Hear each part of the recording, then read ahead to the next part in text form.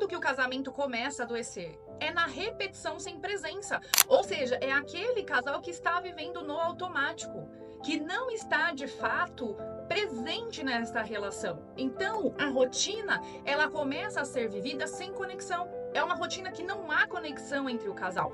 Então, este relacionamento passa a ser apenas divisão de tarefas. E ainda que vocês não percebam, este casamento está morrendo pouco a pouco, porque ele começa a se esfriar.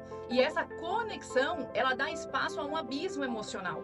Os dois sentem que há um buraco ali entre eles, que há um espaçamento entre eles e que não conseguem mais se conectar.